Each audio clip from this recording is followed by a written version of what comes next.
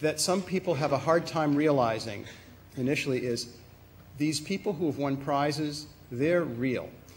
And what we say they've done, they've done. We give you lots of documentation. If you want to go and check for yourself, it's up on the website at improbable.com. I'll show you a bit about it right now.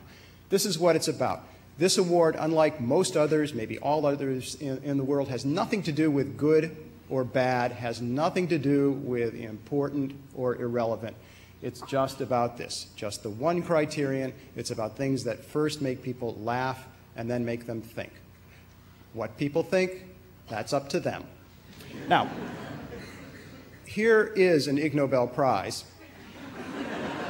being held by an Ig Nobel Prize winner. It's not easy to become an Ig Nobel Prize winner. Every year we get more than 6,000 or 7,000 new nominations. That's in addition to the pool that remains from previous years, and we have to winnow that down to 10. We have a policy in most cases that when somebody is selected, we quietly get in touch with them and give them the opportunity to decline the honor. Very few people ever turn down an Ig Nobel Prize. If you're selected, if you accept it, you get three things. The prize is one of them. You also get a piece of paper which says you've won an Ig Nobel Prize, and that paper is signed by several Nobel Prize winners, and you get an invitation to come here. This is Sanders Theater at Harvard University in the US. It's the biggest, oldest, and most imposing meeting place at Harvard. It fits 1,200 people. It's always filled to the rafters on Ig Nobel night. And up on the stage, waiting to hand the Ig Nobel Prizes to the Ig Nobel winners, are a bunch of Nobel Prize winners. This is a picture from the recent ceremony. We had 7 of them up there waiting to hand out the prizes. And because it's a ceremony where lots of people have to give little speeches, we always had the problem every ceremony has, that everybody has a few extra things they want to say and the night stretches on and on. We no longer have that problem. Here's how we solved it. We solved it with something we call Miss Sweetie Poo. Miss Sweetie Poo is a very cute 8-year-old girl. She sits up on the stage during the entire ceremony. I introduce her at the start of the night. I explain whenever Miss Sweetie Poo feels somebody has talked long enough, she'll let them know. And I ask her to demonstrate. She walks all the way across the stage up to the person who's at the microphone, and she says, "Please stop. I'm bored. Please stop. I'm bored. Please stop. I'm bored. Please stop. I'm bored." And it works.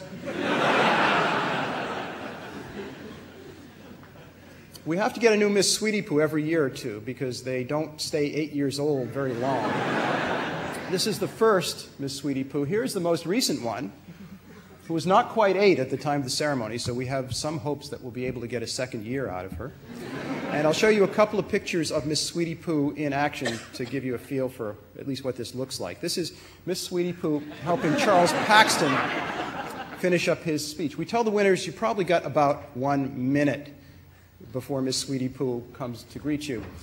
Charles Paxton and 3 colleagues, all of them British, shared the Ig Nobel Biology Prize one year for a study that they titled "Courtship Behavior of Ostriches Towards Humans Under Farming Conditions in Britain." This is Mr. Hyuk Ho Kwon. Mr. Kwon is the inventor of the self-perfuming business suit. And now here are the winners of the 2006 Ig Nobel Prizes.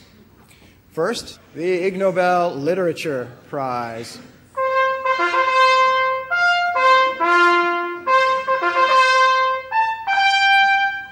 Was awarded to Daniel Oppenheimer of Princeton University for his study called "Consequences of Erudite Vernacular Utilized Irrespective of Necessity. Problems with Using Long Words Needlessly." Here's his report, and it's a lengthy report. And here is Professor Oppenheimer accepting.